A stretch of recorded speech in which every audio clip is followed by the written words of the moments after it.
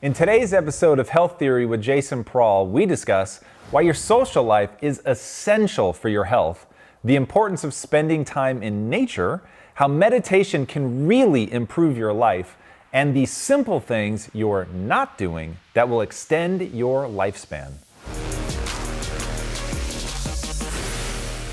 Hey everybody, welcome to Health Theory. Today's guest is Jason Prall. He's the creator and host of the Human Longevity Project, as well as the host of You Optimize radio show, and he spent years interviewing centenarians and a gaggle of experts on the secrets to longevity and wellness, and he created a 9-episode docuseries that makes all of that knowledge available to everybody.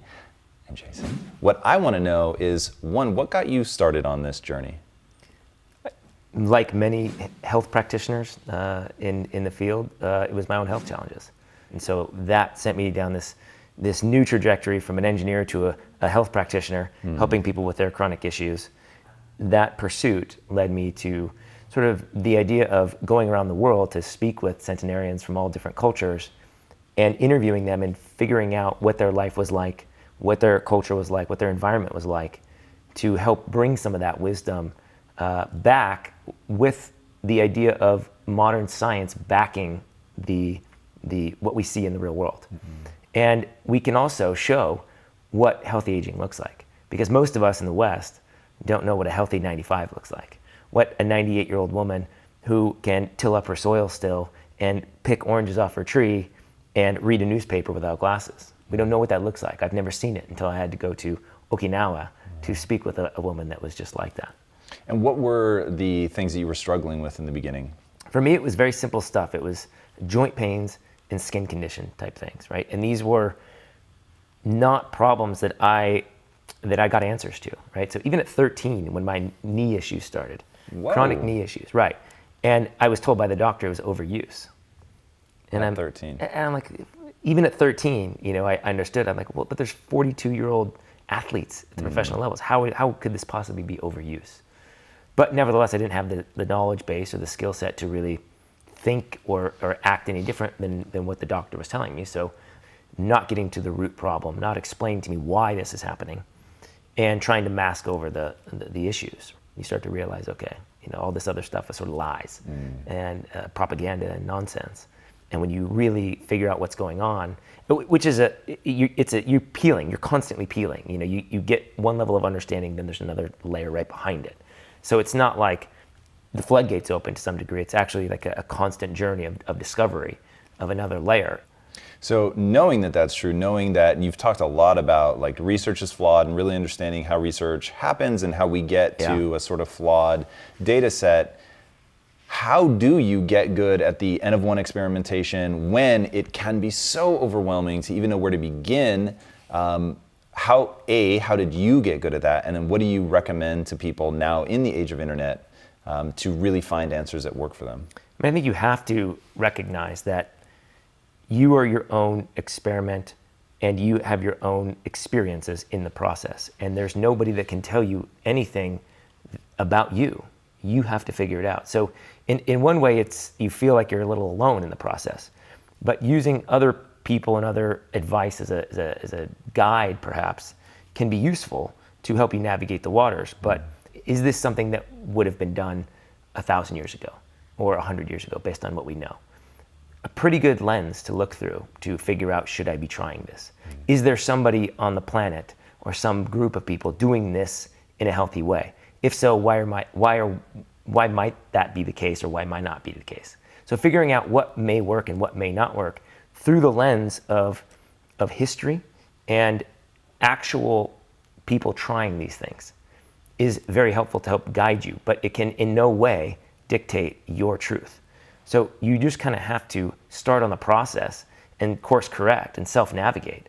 But part of that requires you to tune in, to listen, to get rid of all the biased viewpoints that you've heard. So to some degree, you kind of have to chuck out all the extra knowledge, because it's coming from a different source that is not you. So there are plenty of people that have one truth that is vastly different than another truth that somebody might experience. This is why you have so many arguments in the nutrition world. It's because they're very true for certain people at certain times, given certain contexts, and very untrue for another person in a different context, different time, different set of conditions. So because studies are controlled experiments that may or may not even have a good premise to start with, let alone a good conclusion, you cannot apply research to an individual and think that it's going to always be the case or ever be the case necessarily until you try it. So you have to kind of figure it out for yourself. And I don't know any other way to do it. When you were working with clients, did you give them sort of the first rung of the ladder? Was there like a baseline protocol that you would point them in a direction? I'll give you a possible example from things that I know that you've explored. So, hey, you know that you come from Eastern Europe, and what did it look like from an ancestral standpoint in Eastern Europe? What were the seasons? What would a microbiome of somebody that grew up in that region probably be like? Is it things like that that at least gives them that first step? Or is it literally just, as long as it's whole natural food, just start experimenting? I mean, I think there's more fundamental aspects of health, right? You have to get good sleep. Step number one. So what does it take to get good sleep, right? So those are basic things that we can start with.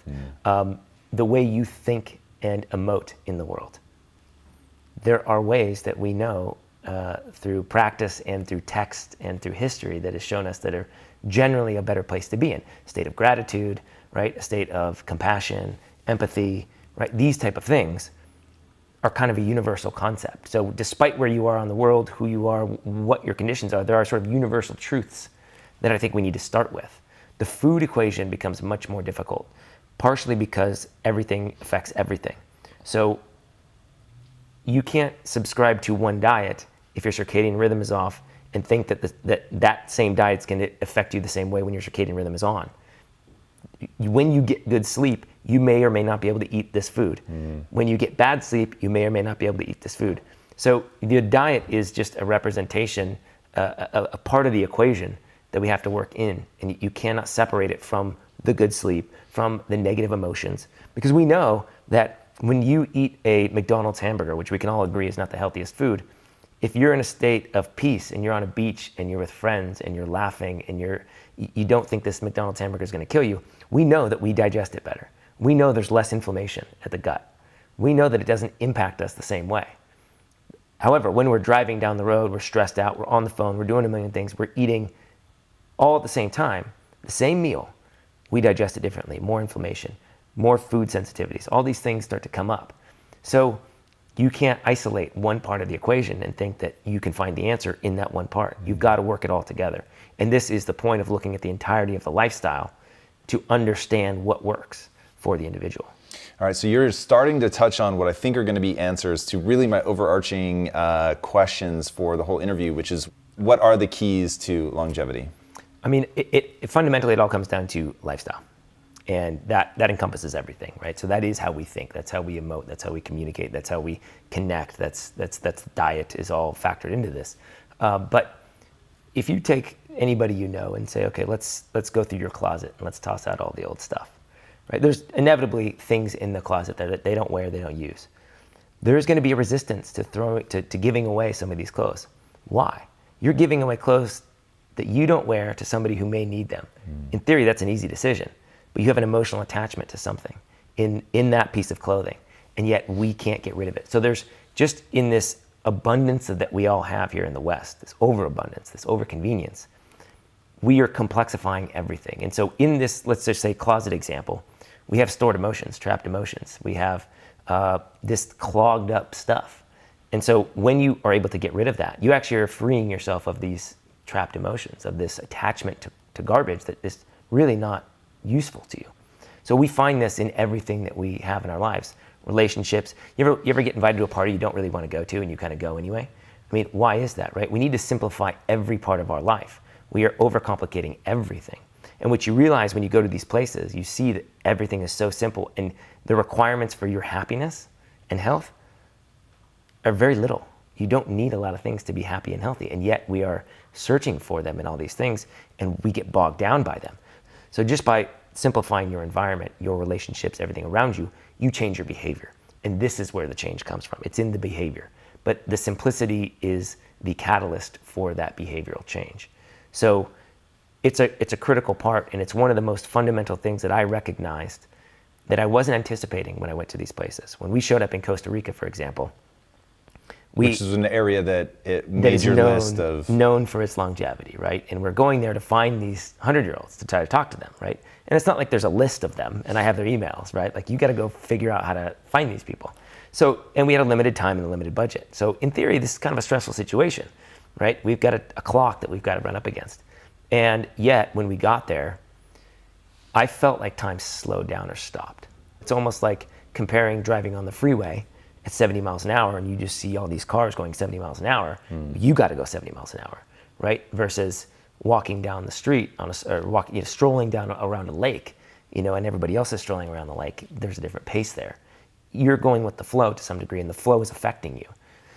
I want to push down this path a little bit because it's something that you brought up that I had never heard before, at least not in these words. I think you called it social genomics. Yeah. So the interrelatedness of the people that you're close to. And I don't know if you meant it quite like what we're talking about now, which is maybe a little bit broader, but you had talked about the difference between a Costa Rica and a New York City and how just the way that it affects you on a physiological level is pretty interesting. It's massive, yeah. And social genomics can typically it's referring to human-to-human interactions, but to be honest, it's everything, right? So it's this the way you interact with your environment will actually dictate your genetic expression. And there are mechanisms through which we can explain this via the nervous system. Do tell, I'm super curious, especially if you know anything about forest bathing. Oh yeah, Shinrin-yoku, yeah. What is that on a biological level? Well, so it gets fairly esoteric if you get to the real level, I think. But fundamentally, if we want to stay in the physical discussion here. Hit me with both. We know that just being in nature, or even looking at a painting of nature, changes your brainwave state. We can measure this. It changes your nervous system, the state of your nervous system, changes you more to the parasympathetic, the rest and digest. When you start to change the nervous system function, if you talk to any chiropractor, for example, they'll tell you that changes everything. The nervous system is a fundamental connecting point through which our body operates. So now the question is how does the nervous system shift? There is something there, and we all feel it when we go to a beach, when we get outside and the sun hits our skin, that we know that it's affecting us, right? And it affects the brain, it affects the nervous system, it affects hormonal fluctuations, it changes the way our microbiota are behaving. And let's not forget, we are mostly microbiota. We are mostly viral and bacterial and fungal genetic material. We are, to even think about what a human is a weird concept because most of your function is carried out by these organisms that are not you. They are with you and part of you, but not you.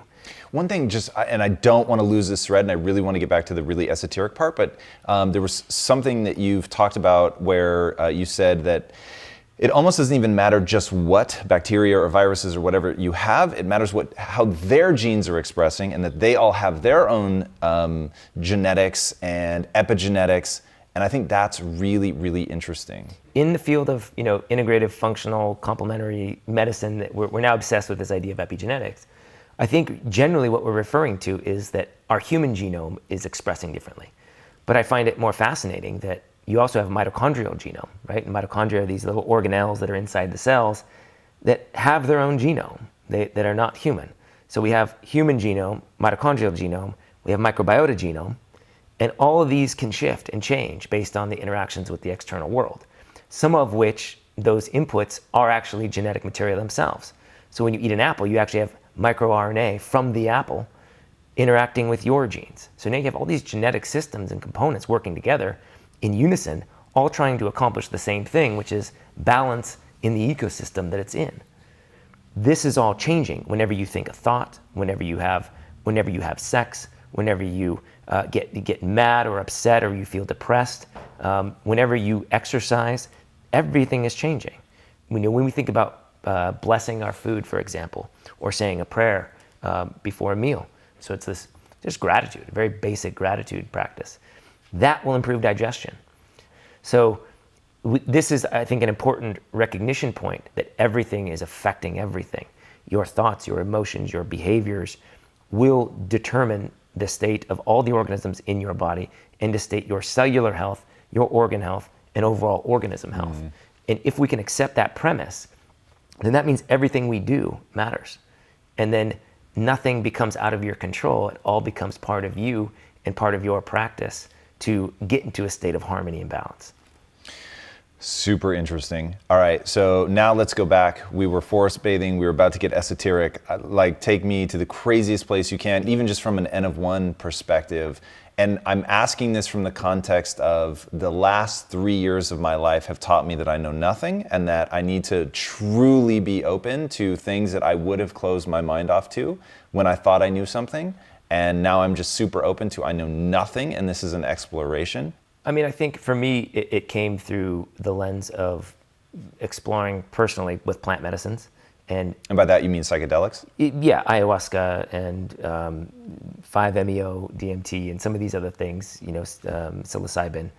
They show you something different, and it's hard to put into words because it's a different connection point. So that is sort of a frame of reference that I have. Another one is through Vipassana meditation, and the experiences the changes and the things that I felt and went through during that process. Can you define what style of meditation that is? So Vipassana is sort of a meditation technique that's thought to be taught through the line of the Buddha himself. And it's a simple style of meditation that teaches you to be in the present moment without attachment. So there's no mantras involved, there's no visualization involved, there's no sending love or gratitude anywhere. It's simply being in the moment and recognizing what is. And whatever pains or discomforts or thoughts or feelings or whatever is coming through, to detach yourself from that. So it's almost like removing emotion from the external world so that you master your inner self and your inner peace and balance. Just going through that improved my knee pain in a 10-day retreat. So what is that? Well, I would argue that there was emotions that I was holding on to that manifested in the body.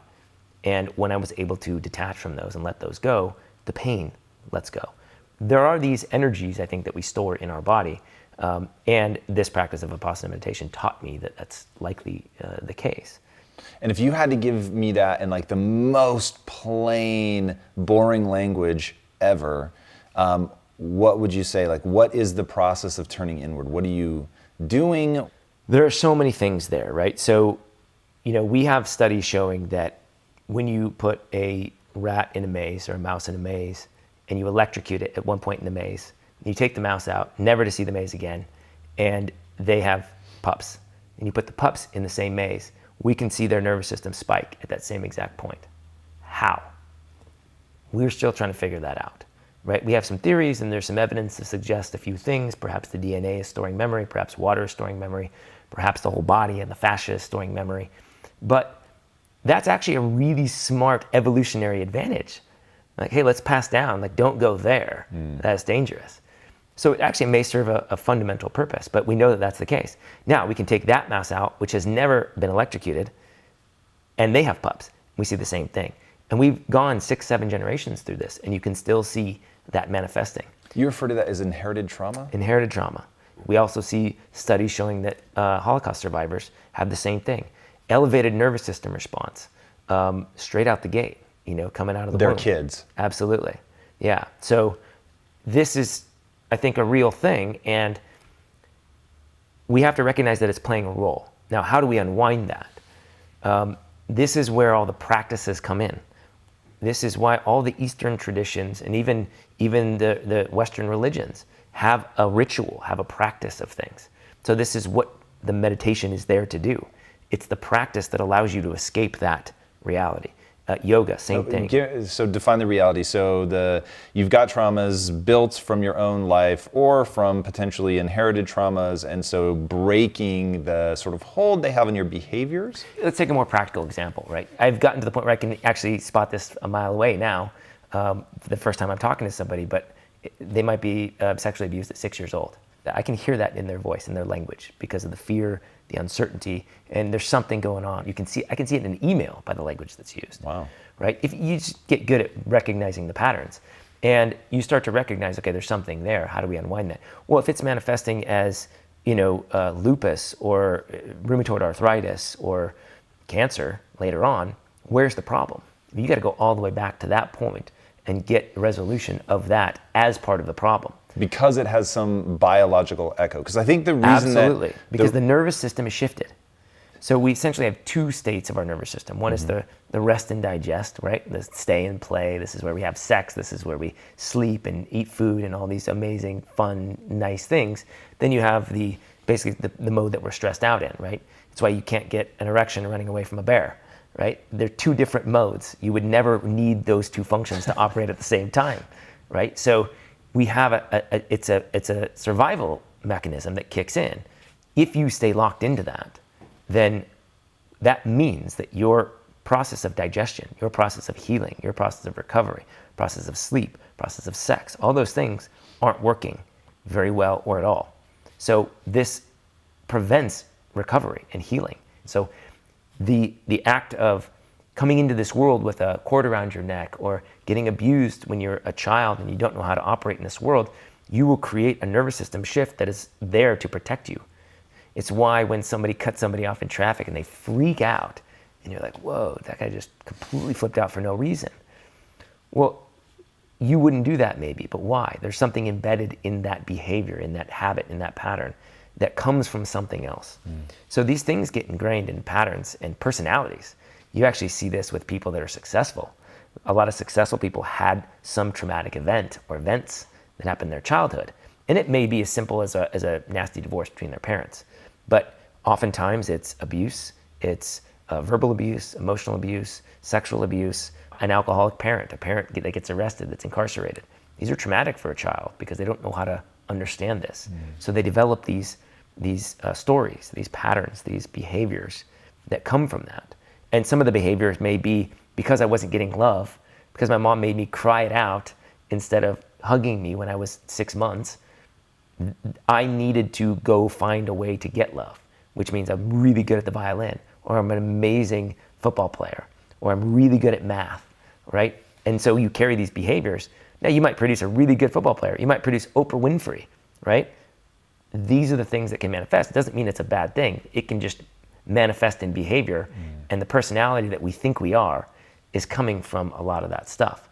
So I think the important thing is that we have to recognize that that's a real reality, but we can undo the parts that we don't need anymore. Can you put a finger on that? Like, what are some of those basic discipline practices? I mean, they're simple. It's just meditation. The practice of sitting still and quieting the mind and figuring out what's coming up and allow things to come through. Now, there's a number of different meditation styles. Like I said, I like the Vipassana one because it brings me here instead of trying to escape, and allows me to let go of what is.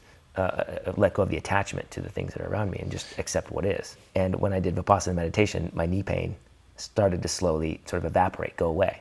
This is after, 20-something years.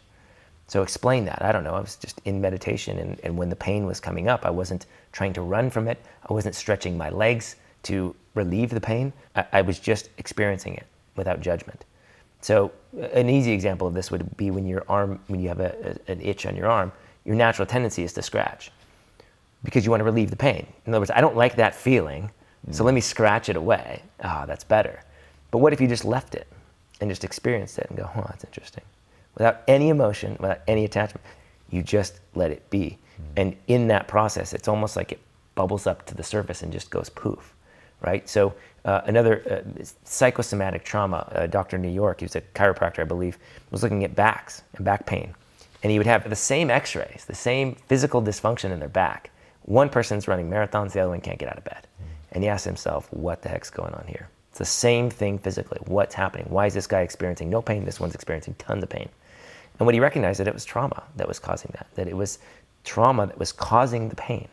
And through his work, he actually showed that all you have to do is sometimes even just let people know that that's a possibility, that that's what's causing it, and then it will go away. I really do feel that we are given the gift of the body showing us something that is out of balance. And we just have to get it back into balance.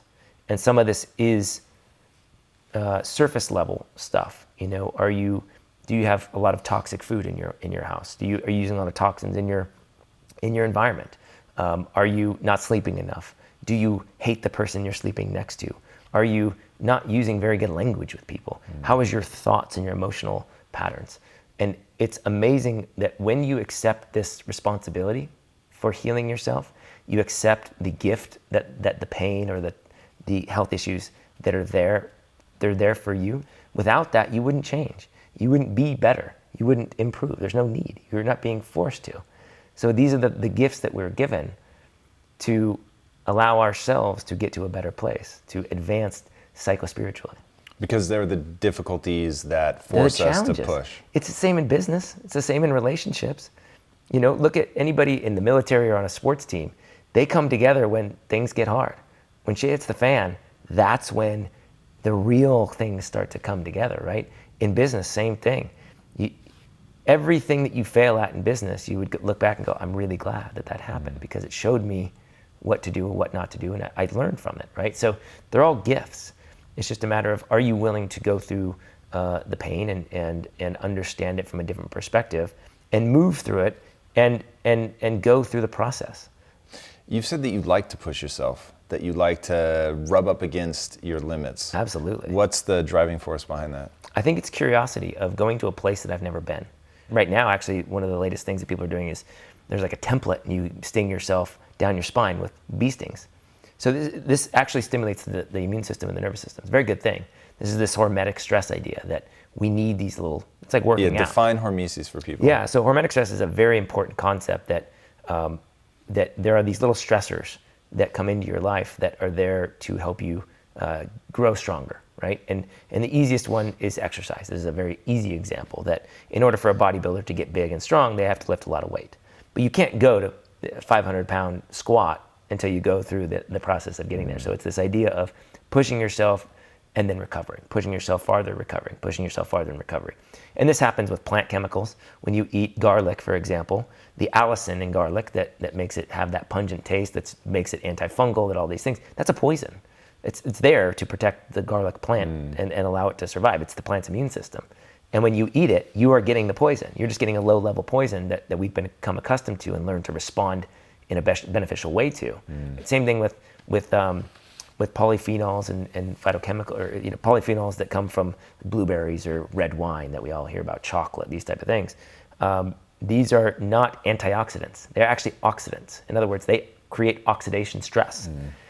The body responds to that oxidation stress with antioxidant genetics kicking in. So there's an antioxidant response to the pro-oxidation of the blueberry, juice of the blue part of the blueberry. I think this happens with emotions. When you start to face an emotionally difficult situation, you have to learn to kind of get through that, right? So to me, this is my exploratory behavior of getting to places that I've never been, emotionally, spiritually, physically. And through that process, I'm allowed to take away something new that I can't get from a text. To me, this is the fundamental problem we face right now.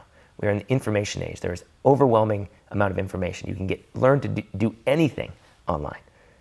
But what we're not getting is experience. We're trading in experience for information and knowledge, and we think that knowledge is the same thing as this experiential wisdom, and it couldn't be farther from the truth.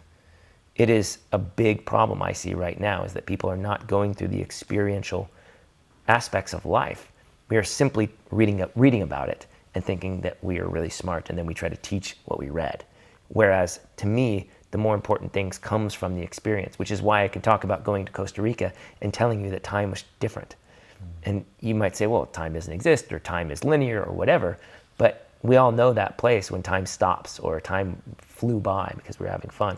That same thing happened there. So that's an experience that you can't read about, I can't tell you about. You have to feel it, you have to know it personally. And so just today I had breakfast with somebody very bright, well-educated, but they have no idea what they really want to do. And so my struggle was, okay, I want them to go experience and play and just see a lot of different things. But the thing that will paralyze them is they don't even know what to go experience. Right. So for people who they need to get that experiential wisdom, they've got enough knowledge. What do you tell them to do? How do they actually go get usable knowledge? It's the easiest thing in the world. First of all, if you don't know, just start doing something. Do something. You'll figure out you either don't want to do it or you do want to do it. Right? Pick up a guitar. See where that takes you. You may like it, you may hate it. That's if you have no idea. You're at starting point zero. If you have some idea of who you are and your tendencies and your preferences, I think the question we have to ask ourselves is, what do I want? And what do I enjoy? What makes me happy? And oftentimes I think we are going down a path of what we think we want, but really it's what our parents want. It's what culture tells us we should want. It's what we see other people have that we think we want, but it's not really what we want. And so I think asking yourself what you really want is a very easy question, maybe a difficult answer at first, but if you just sit with it and play with that a little bit, I think it's going to come to you. The other thing is you kind of let life come to you and accept it in a way. I didn't necessarily ask for knee pain and skin issues. They kind of came to me and I went with it, and I had the fortitude to find the answers myself that I wanted to find. So in other words, I wanted to be healthy. I went to the doctor, couldn't get answers. Right. So I was willing to accept the responsibility to get the health myself. And because I was willing to accept that responsibility and go down the path of finding out the answers to my own health issues, that led me down the path that I'm on now and forever changed my life, right? Whereas the other side of it was, I was good at math, I went and studied engineering, I became an engineer, I did that for 10 years, found no value whatsoever in it, and it ended up driving me to a frustrating place of I don't know what the heck I'm doing here, where am I going?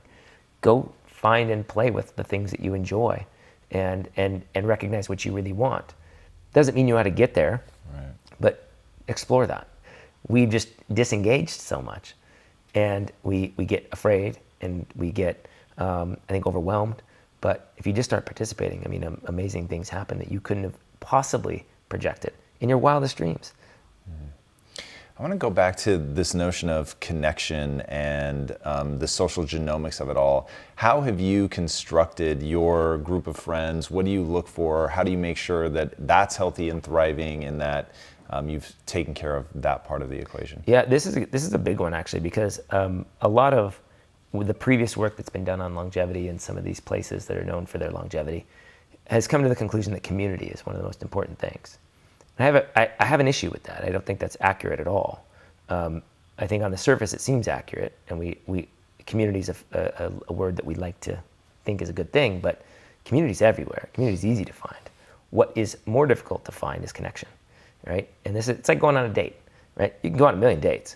To find the one that you actually have a connection with may be a little bit different, right? It's a little different of an experience.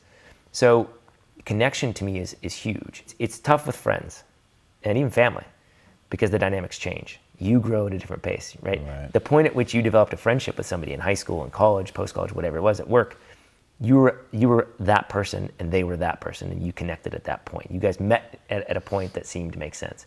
As you guys both change, that may separate, and you may have to let that go. Again, it gets back to this idea of impermanence and not attaching yourself to even friendships or family, which is it's a really weird concept to think about. But at the end of the day, they're all going to go away. So I think not attaching yourself, even to a spouse, to a mother, to a child, to a friend, is a very important concept. It doesn't mean you can't have love for them. It doesn't mean you can't have connection, but lose the attachment, because things change. And I think the key is recognizing that each moment is what matters. Today is all there is, right? There is no tomorrow. There's no next year. Enjoy today for whatever is in front of you. To be able to be in state of gratitude in whatever relationship you have in front of you right now, I think is a very important concept, especially in today's day and age where you have cell phones taking over and you see people at restaurants right across from each other, not even speaking, looking in their cell phone. They're not appreciating what's right in front of them. So to me, it's very simple in being in a place of gratitude and companionship and connection with the people that are in front of you, that are with you. And if it's not there, then you let it go and you go find something else. So it's a complete detachment from the need to try to create something or identify with a relationship status of any kind, and allowing it just to be what it is. Talk to me about purpose, which feels a kinship to this, but different enough to put a point on it. I don't like the word purpose. To me, the word meaning is more impactful, because purpose suggests that there's an inherent thing you're supposed to do or you're supposed to find. And what you find when you look around at these people in these areas that facilitate health and longevity is that they don't really feel like they have a purpose in life. They just feel like they have meaning. The meaning is all around them. that life has purpose, but I generate meaning out of things. So, and can you give examples of like what some of the people felt was that meaning? This comes back to simplicity. So when we are in the Western world where we have way too many conveniences and we are so fortunate, the littlest things lose their meaning, right? When you get water, you don't think about how lucky you are. When you buy the bag of apple chips or organic carrots or whatever you're doing, you don't really think about how meaningful that is. But when you grow your own carrots and you recognize how long that took, that you were dependent on things out of your control like the weather, they have more meaning. Meaning's a choice. And it doesn't have to be big and it doesn't have to be small. But we've lost a sense of meaning, and we're looking for meaning in the wrong places. How many likes did I get? How many people are following me right now? How much reach did this thing get? How much money was brought in? We're putting meaning in the wrong places, which is why I think we're so unhappy. It's in the most basic fundamental things that if you just take a walk in the forest and just sit with yourself for a sec, you start to recognize that it's kind of cool. Just being here, waking up each day, taking a breath. The simple things in life are very meaningful. Having a great conversation with a loved one, super meaningful. So it's to me, it's more about the meaning, because meaning brings you into the present moment. It brings you into everything that's around you. Purpose is a weird, grandiose concept that I think we're searching for, and we're comparing against other things. And does life have purpose? Yeah, I happen to think it does. What it is, I don't know. But for me, I just have meaning everywhere. That's pretty incredible. Before I ask my last question, tell these guys where they can find you online.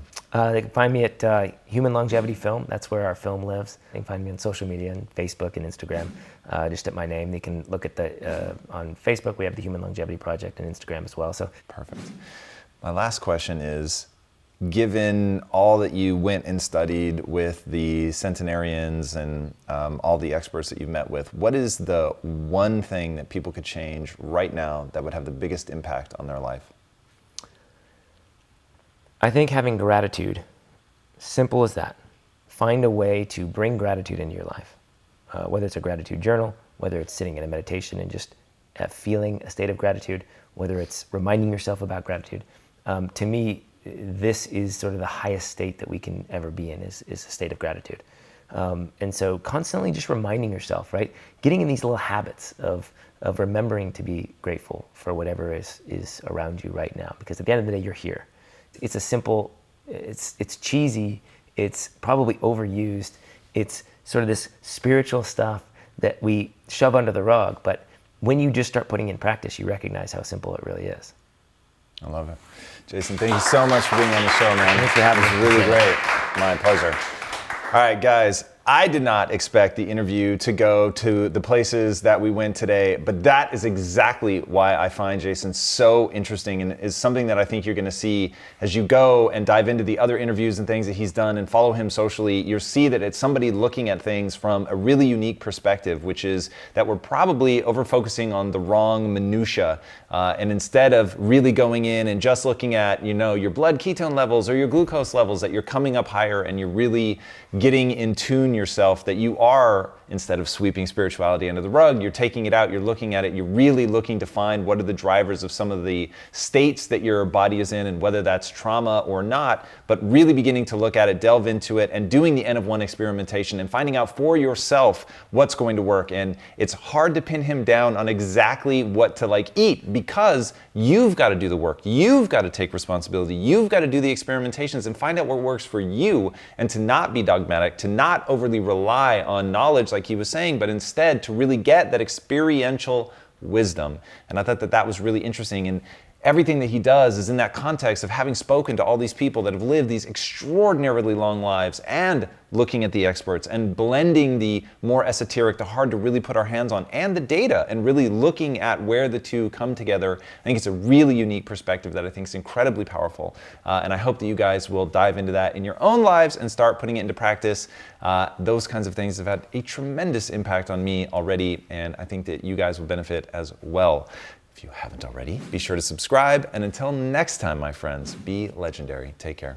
My friend. Thank you so much. Thank you guys so much for watching and being a part of this community. If you haven't already, be sure to subscribe. You're going to get weekly videos on building a growth mindset, cultivating grit, and unlocking your full potential.